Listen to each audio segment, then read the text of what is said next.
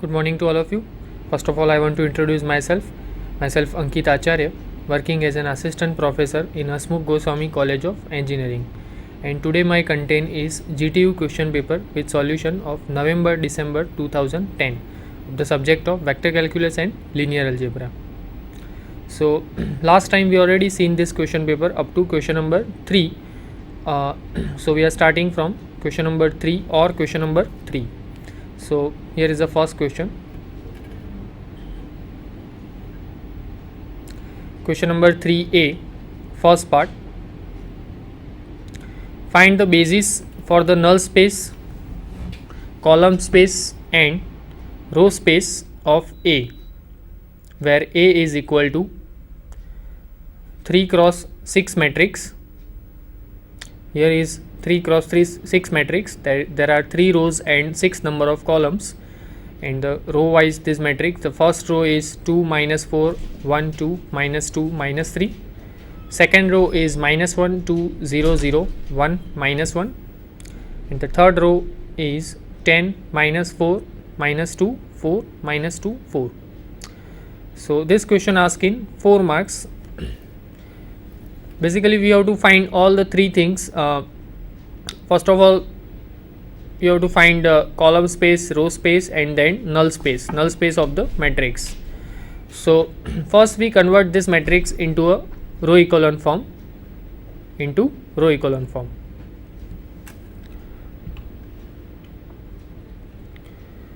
Here is the solution. We now reduce the matrix A into row echelon form, where A is equal to here is a matrix 2 minus 4 1 2 minus 2 minus 3. Second row is minus 1 2 0 0 1 minus 1. Third row is 10 minus 4 minus 2 4 minus 2 4. Now we convert this matrix into a row echelon form, and for that here is our first process.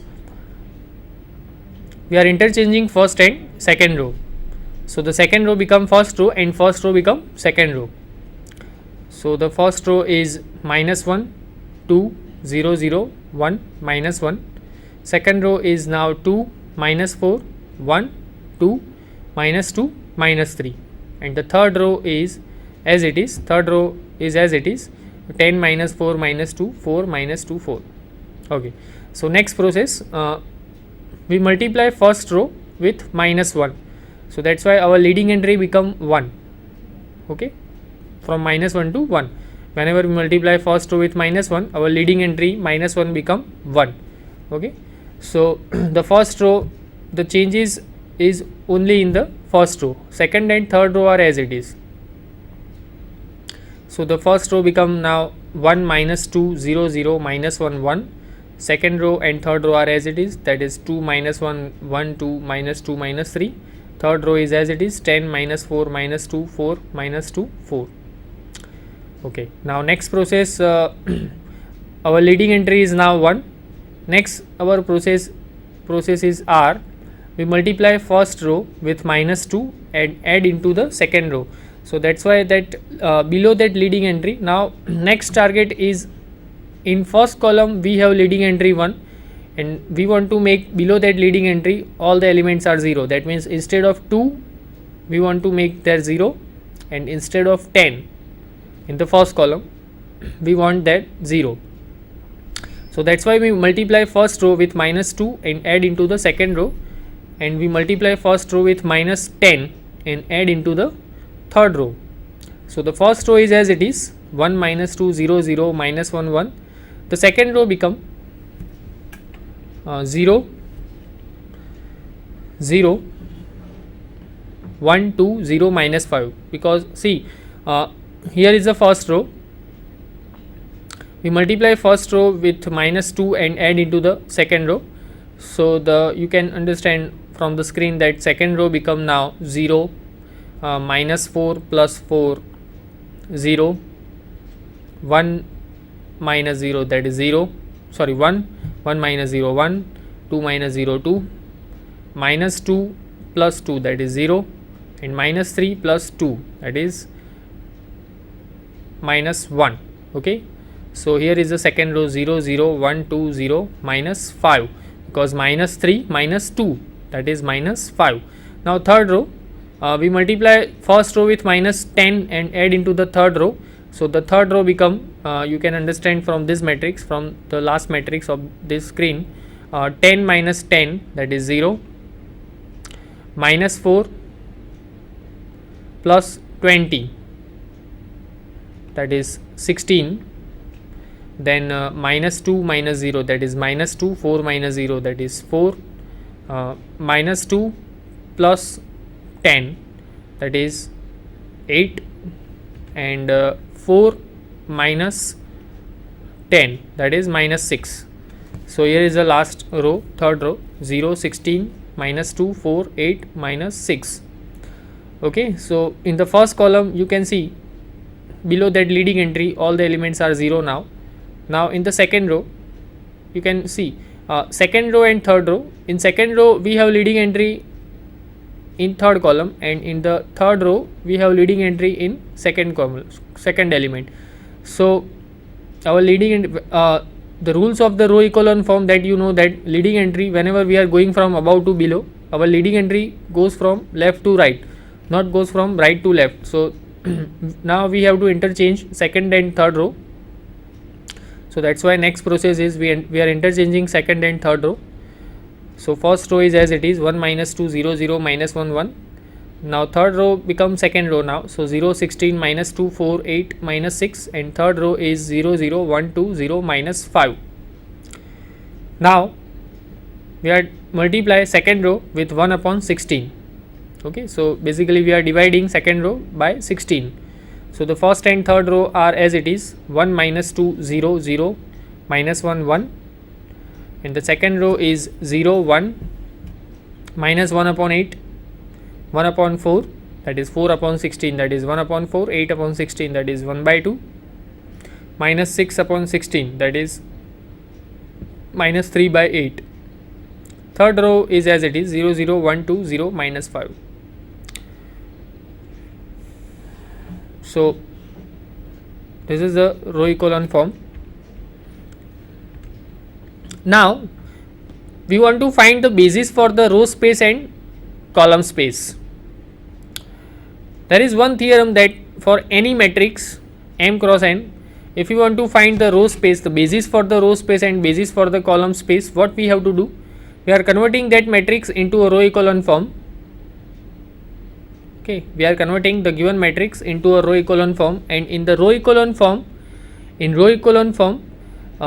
we are taking non-zero rows. Okay, we are taking non-zero rows, and that are the exactly the basis for the row space. And to find the basis for the column space, what we have to do? Whatever the row, converted row echelon form matrix, in that row echelon form matrix we have to see the column number of columns in which we have leading entry. Suppose in this matrix we have 6 columns, but in all the columns we don't have leading entry. Maybe suppose in this matrix you can see in row echelon form we have first, second and third column we have leading entry. Okay, first column we have leading entry, second column we have leading entry, and third column we have leading entry. So corresponding to first, second and third column, exactly that 3 columns from the matrix A, that column vector are exactly the basis for the column space A. Okay, so this the last matrix on this screen, you can see we have 3 non-zero rows. Okay, all rows are non-zero rows. So that rows are exactly the basis for the row space of A. But if you want to find the column basis for the column space of A, first of all you have to find the columns in which we have leading entry. So you can see the first column we have leading entry in this matrix, the second column we have leading entry, and the third column we have leading entry. Okay, another columns, fourth, fifth and sixth column we don't have any leading entry, right? So the corresponding to first, second and third column, we have to see the first, second, third column from matrix A. From matrix A, the first column, second column and third column. That 3 column vectors are exactly the basis for the column space of A. So here is the answer, that after convert this matrix into a row echelon form, here is our answer, that basis for the row space of A, that is equal to 1 minus 2 0 0 minus 1 1 0 1 minus 1 by 8 1 by 4 1 by 2 minus 3 by 8 and 0 0 1 2 0 minus 5. These three basis vector are exactly the row vector from this row echelon form matrix. You can see 1 minus 2 0 0 minus 1 1 1 minus 2 0 0 minus 1 1. The second row is 0 1 minus 1 by 8 1 by 4 1 by 2 minus 3 by 8. So that is exactly the second vector. And the third row 0 0 1 2 0 minus 5, that is exactly the third vector. So these three vectors are basis for the row space of A. Now we want to find the basis for the column space, and what we have to do, I already explained you that the leading entries are in the first, second and third columns in the row echelon matrix. So the basis for the column space of A, exactly the three column vector, first, second and third column vector from the matrix A, that are the basis for the column space of A. So in first, second and third column we have leading entry, and just see the what are the first, second and third column from the matrix A. 2 minus 1 10, minus 4 2 minus 4 and 1 0 minus 2, that are exactly 2 minus 1 10, minus 4 2 minus 4 and minus 3 minus 1 4, that are exactly the basis vector, the basis for the column space of A. Now we want to find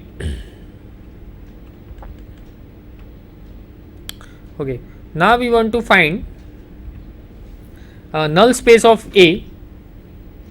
The remaining thing is we have to find now null space of A, and for null space of A means that is exactly the solution space of the homogeneous equation Ax is equal to 0. So this matrix A is equivalent to, just we are taking one simple operation, we are converting, we multiply second row with 2 and add into the first row. So that's why our new matrix become 1 0 minus 1 by 4 1 by 2 0 1 by 4. The second row is 0 1 minus 1 by 8 1 by 4 1 by 2 minus 3 by 8, and the third row is 0 0 1 2 0 minus 5.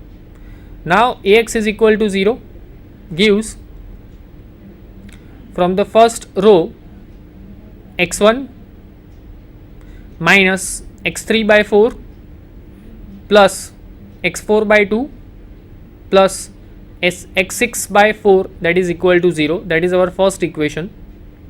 From the second row, what we get, x2, the first column is for x1, the second column is for x2, third column is for x3. Okay, so using that equations we can solve x2 x3 x4 x5 x6, right?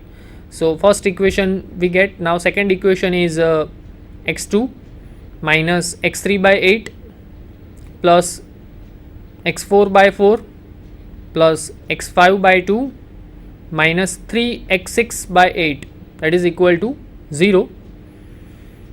Third row, x3 plus 2x4 minus 5x6 equal to 0. Now you can see first column, second column and third column we have leading entry, fourth, fifth and sixth column we don't have leading entry. So that's why we have to suppose x5, x4, x5 and x6. Because of fourth, fifth and sixth column we don't have leading entry, that's why we have to suppose x4, x5 and x6.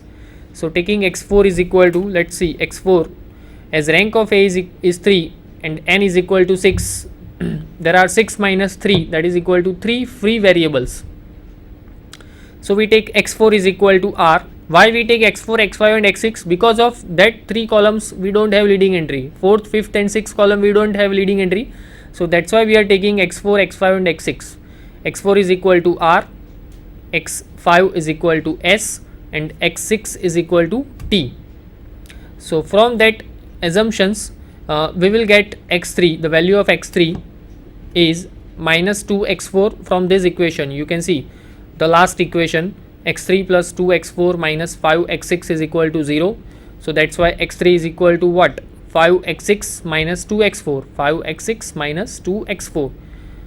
or minus 2x4 plus 5x6. So that's why x3 is equal to minus 2r plus 5t. Now x2. Now we want to find the value of x2. What is x2? x2 is equal to, from the second equation you will get x2 is equal to x3 by 8 minus x4 by 4 minus x5 by 2 minus 3x6 by 8. So put all the values of x3, x4, x5, x6 in this equation.